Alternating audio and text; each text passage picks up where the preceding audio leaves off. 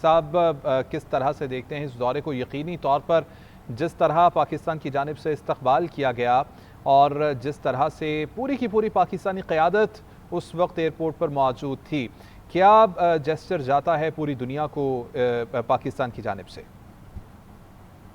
देखिए, ये बहुत ही एक अहम मोड़ है और डेवलपमेंट है पाकिस्तान के हवाले से, क्योंकि हम देखते हैं कि बड़े अरसे बाद पहले भी हमारे ईरान से बड़े करीबी ताल्लुकात रहे हैं, शाह ईरान के ज़माने में भी, और बाद ज़ाहिर है कि फिर जो इस्लामिक रेवोल्यूशन हुआ तो उसके बाद एक पाबंदियों का मामला था, फिर मामलात खटाई में पड़ गए।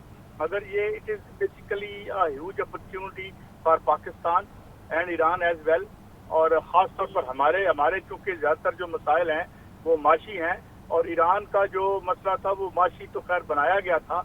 ईरान का कोई माशी मसला इस ज़मन में नहीं था, क्योंकि वो ऑयल रिच कंट्री है और उसमें बहुत ज़्यादा जो है वो नेचुरल रिसोर्सेज, गैस और इस तरह के उनके मसले। मगर हमारे लिए, क्योंकि हमारी इकॉनमी हमारी अखिली झील है और हमारी सक्सेसिव गवर्नमेंट्स पूरी तरीके से नाकाम हुई हैं मईशत के मार्ज पे, तो बिल्कुल जितनी मिसमैनेजमेंट हुई है उस हवाले से हमारे लिए ये बड़ी अपॉर्चुनिटी है।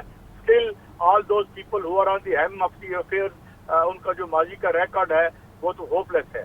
मगर अपॉर्चुनिटी आ चुकी है, जैसे मैं पहले भी अर्ज करता रहता हूँ, और इसको एक्सप्लॉइट करना बड़ा जरूरी है। हमारे बैलेंस ऑफ पेमेंट का इशू है, हमारा जो है वो ऑयल का जो बहुत बड़ा बिल है, इंपोर्ट बिल 30% बनता है, और हमारी जो ऑयल कंपनियां और ये ओगरा रेगुलेटरी अथॉरिटीज, इन्होंने बिल्कुल इस मुल्क के जो मादनियात हमको एक्सप्लॉइट नहीं किया। लिहाजा we are heavily dependent on imports, चाहे वो एनर्जी हो चाहे वो फूड हो, हर मामले में। तो हमारे लिए ये बड़ा वाइटल है। हम जितनी मदद कर सकते थे, बहुत बड़ा काम किया हमने ईरान के हवाले से। अब ईरान जो ऑयल के ज़मन में हमें बहुत रिलीफ मिल सकता है। आप जानते हैं हम रोल ओवर या डेफर्ड पेमेंट पे ही ऑयल लेके अपना काम चलाते रहते हैं। तो ये इस अपॉर्चुनिटी को आई डोंट नो किस हद तक हमारी मौजूदा जो इकोनॉमिक मैनेजर्स हैं who have time and again proved to be hopeless, very sorry to say, क्या वो इसे एक्सप्लॉइट कर पाएंगे? That is to be yet to be seen. लेकिन one thing remains कि वो एक अपॉर्चुनिटी आन खड़ी हुई है हमारे सामने, और ये एक पूरा एक रीजन नई एक एक एक खुल रहा है। चाइना, ईरान, रशिया, ये तमाम, या और ख़ास तौर पर अमेरिकन हेजमनी खत्म हो चुकी है। वो जो पाबंदियां लगाने की उसकी ताकत थी वो भी जाती रही।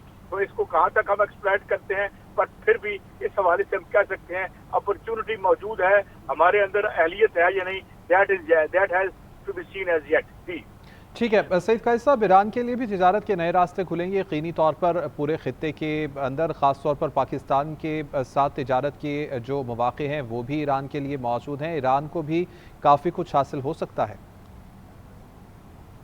जी, ईरान के लिए। लेकिन अभी आज की देखें, अगर आप देखें जिस तरह डॉन ने रिपोर्ट किया है, ये एक 70 साल से एक था सिलसिला पाबंदियों का। उनको अनवाइंड करने के लिए बहुत सी पाबंदियां तो यूनाइटेड नेशन ने लगाई, यूरोपियन यूनियन ने लगाई। अब जाहिर है वो रोल बैक होते हुए टाइम लगाएंगी, लेकिन ऑलरेडी 60 दिनों के लिए तो खुल चुका है। और अब मेरे ख्याल में ईरान को जो फवायद होंगे, अब मीनवाइल तिजारत तो पहले भी हो रही थी। ईरान ब्लैक मार्केट से चीजें महंगी खरीद रहा था, एक ब्लैक मार्केट का प्रीमियम अदा करके, वो अब खत्म हो गया। ये जो तेल जा रहा था, वो जो डार्क शिपिंग होती है उसके जरिए तेल भी जा रहा था। तो आप यकीनन एक आई टाइम तो उसमें लगेगा, मगर अपॉर्चुनिटी इज देयर। और मेरे ख्याल में ईरान चाहेगा और होगा भी यही कि जल्द अज जल्द ये सारी पाबंदियां हटें। अब हमारे ऊपर तो कोई पाबंदी होनी नहीं चाहिए। फौरी अपने नालायकी से वो हमारे चौखट तक जो है वो गैस पाइपलाइन लेके आए, जो आसिफ अली जरदारी साहब ने उनके साथ डील की थी, और हम वहीं खड़े हैं। तो अब फौरी तौर पर उसको मुकम्मल करें, और फिलहाल जो रोड के चैनल्स हैं उसके जरिए आयल आना शुरू हो, स्मगलिंग बंद हो, ये जो खाबे हैं ये खत्म हो, जो स्मगलिंग के नाम पे जो एक यानी सरकारी वसाइल उजाड़े जा रहे हैं, और वो जो फवायद हैं उस तमाम इसके आवाम पर नीचे तक जो है वो ट्रिकल डाउन करके जाएं। पेट्रोल को हम सस्ता करें, बिजली में जो हम बहुत महंगा इनपुट देते हैं जिसके जरिए हमने अपनी इंडस्ट्री को तबाह किया और इंडस्ट्री यहाँ से हिजरत कर गई, इंडस्ट्री के लिए बिजली सस्ती लेके आए। तो ये सारी अपॉर्चुनिटीज है, मगर सवाल ये है कि जो इसके बेनिफिशरी थे, जो इस सारी बर्बादी के बेनिफिशरी थे, वो खुद भी सरकार में भी तो रहे हैं और रहते रहे हैं अब तक।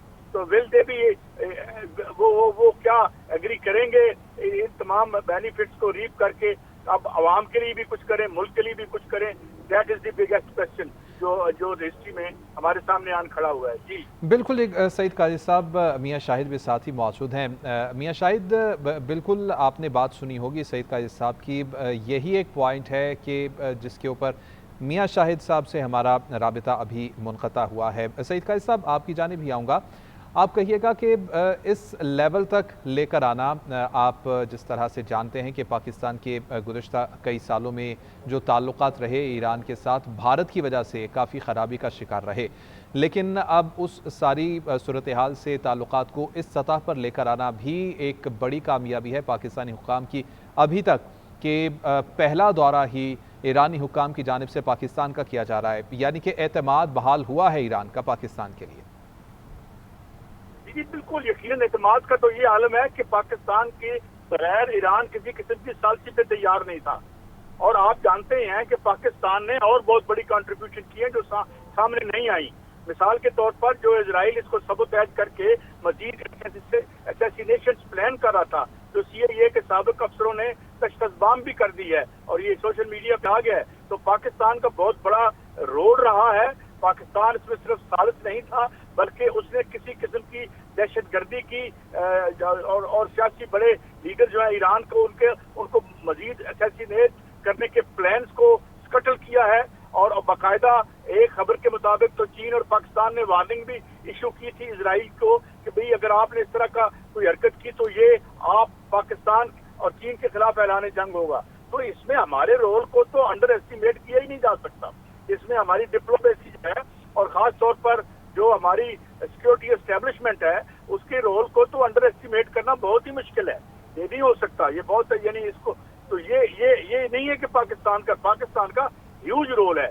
मैं जो ये कह रहा हूँ, कंसर्न ये है कि जो हमारी सिविलियन एस्टेब्लिशमेंट है, जो सिविलियन एलीट है, क्या वो इन तमाम जो अपॉर्चुनिटीज हैं उनको क्या 50-60-100% तो छोड़ ही दें, उनको भी हम एक्सप्लॉइट कर लें तो हमें बड़ा इकोनॉमिक रिलीफ मिल सकता है। हमने जो डेट लेने का 25वां प्रोग्राम IMF से कर रहे हैं, इससे हमारी जान छूट सकती है। हमारा इंपोर्ट बिल जो है और फिर बहुत सारी हम जो वर्क फोर्स है वो ईरान एक्सपोर्ट कर सकते हैं, क्योंकि ईरान में बहुत पैसा आने वाला है। ईरान एक इस मुल्क का और इस खिते का एक बड़ा अहम मुल्क बन गया है, सबसे ज्यादा अहम मुल्क अब जो इस रीजन में है वो अब ईरान होगा, माशी एतबार से भी और फौजी एतबार से उसने साबित किया है। तो ये सिलसिला है।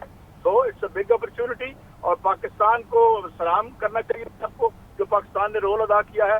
अब ये कि अब हम इसमें से इस अवाम के लिए, आम आदमी के लिए, पाकिस्तान मैशत के लिए कौन से टेक अवेज हैं, that is very important and vital. जी बिल्कुल। एक सईद काजी साहब, हम उम्मीद करते हैं कि पाकिस्तान की आवाम को भी इसके समरात मिलें।